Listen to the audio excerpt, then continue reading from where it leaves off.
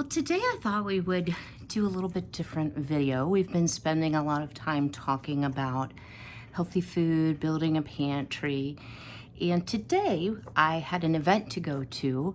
And of course, with COVID being so prevalent right now, the topic, kind of turned to the virus and being healthy and be staying well.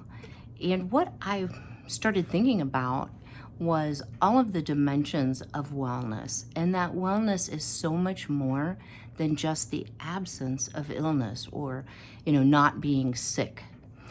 So I thought I would just sit with you, talk with you about the dimensions of wellness, give you some food for thought. And for those of you who ask, yes, occasionally I do wear my hair down, but when it's hot and I'm preparing food, I generally do not. So thank you for your concern. Yes, I can wear my hair down occasionally. So, of course, we know about physical wellness. So that has to do with eating correctly, maintaining a healthy weight, getting regular exercise, following through on visits with your doctor, wellness visits, and just making sure that your body is functioning as it should. If you need to take medications, that you're taking those appropriately, or any kind of supplements. And that works together for our physical health. But again, there are many dimensions to wellness, so I am going to go through those and just talk a little bit about them, hopefully give you some food for thought today. So one dimension of wellness is emotional wellness. So this relates to relationships. Are you surrounding yourself with people that are positive, or are you in situations where you have some abusive talk going on towards you? Do you engage in negative self-talk, which can really be detrimental, because I think no voice is louder and heard better than our own internal voice, criticizing ourselves. And sometimes we are our own worst critic. So looking for the positive in yourself and strengthening that, nurturing that, finding your joy. So that's emotional wellness.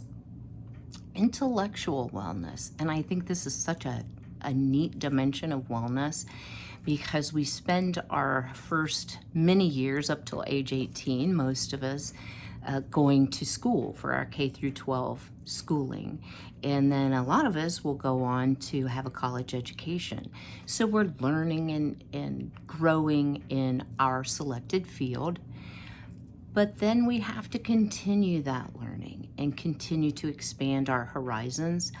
I love learning new things, and I used to say if my employer would pay for it, I would go to school for the rest of my life, because I personally do find joy in learning new activities. Since I have retired now, I still focus on my intellectual wellness and try to learn something new, different, whether it's gardening, canning, making all natural bath and body products, whatever your area of interest. Keep growing in the area of intellectual wellness. The next area is social. And this is one that through my life I have definitely been guilty of. And that has to do with having meaningful friendships and relationships with non-toxic people. And I've certainly had friendships that were good and bad. I have been in social situations where I was extremely uncomfortable but felt obligated to go.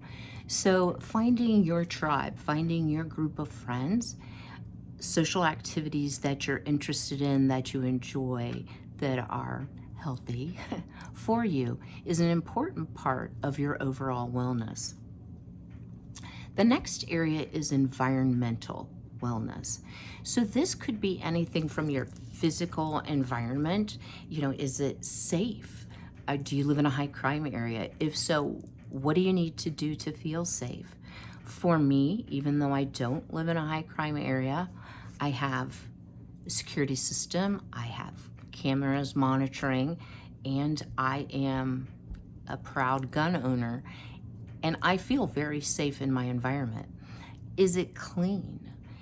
Is it organized in a way that your environment brings you peace, or is it chaotic? And if so, what can you do to make your environment safer, cleaner, and less chaotic so that it contributes to your overall wellness? The other part of environmental wellness has to do with chemical exposure. So this could be from food, it could be from cleaning products, it could be from personal care products, bath and body type products, shampoos, that type of thing. But there are also chemicals that may be being used on your yard. So are you using herbicides, pesticides? Are you getting exposed to those chemicals? And if so, what can you do to change that? So I do have my front lawn treated. And once they treat it, I totally avoid that area. I don't walk in the grass. I don't walk around in bare feet because I rarely wear shoes in the front yard. My compromise, instead of having my whole yard treated, was to not have the backyard treated. So I have a lovely yard of weeds, but that's where I grow my food and keep my honeybees, and I do not want that chemical exposure. And speaking of honeybees, environmentally, they're endangered, and the reason they are endangered is because we are growing lawns, not food, not flowers that they need to gather pollen and make honey, but also chemical exposure to them has caused bee death, and therefore our bee population is down, and it's essential to our food production to have a healthy bee population. So think about your environment and what you can do to make it safer so that you're contributing to your overall wellness. I do want to get into financial wellness, not because I want to give you financial advice, but I will say that after working full-time for 42 years and retiring, my income has dramatically changed. Of course, it does for all of us when we retire. And as we're working, we're hopefully planning for the future, putting money away, but it does change how I'm able to spend money and the amount of money I have to spend. So I have to look at essentials and necessities first, and then the extras have definitely decreased. I'm not a big gotta go to the movies, gotta go out to eat person, but certainly there are things that I enjoy doing hobby and craft wise that I've had to curb a bit. And clothes, maybe clothes. I like clothes too.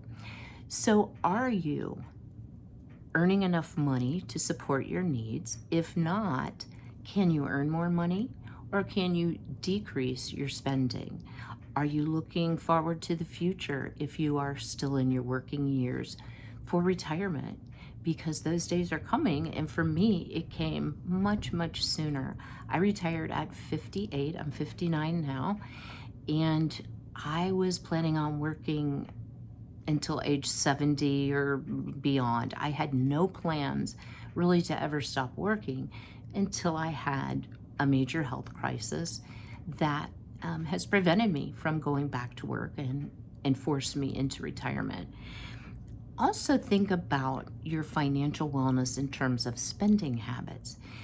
It's so easy to grab your phone or your iPad and go on Amazon and boom, next day delivery or 2-day delivery free. It's on your front porch.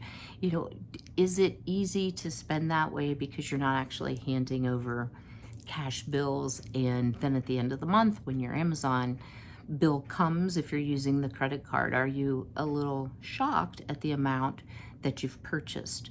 So look at healthy spending habits as part of your overall wellness. And the last area of wellness that I wanted to talk about is your spiritual wellness. So I personally am a Christian. I believe in God, and my spirituality is very important to me. So whether you go to church, whether you belong to Bible study groups, since the outbreak of the virus, you can get many churches are having their services online, so you can, hook into that. There are also on network TV, because I do not have cable, you can watch a variety of of pastors. Dr. Stanley is one of them. Having regular devotions, reading your Bible, those things for me are a very important part of having spiritual wellness. So whatever your particular religion, if you want to call it that, or how you believe in worship, don't leave that out of having your overall wellness. So I hope you found this helpful and thought-provoking, if nothing else. Please, if you found value, do like my video, and also if you haven't yet subscribed, click that subscribe button down below and then ring the bell to be notified of new videos. Thank you for watching and have a blessed day.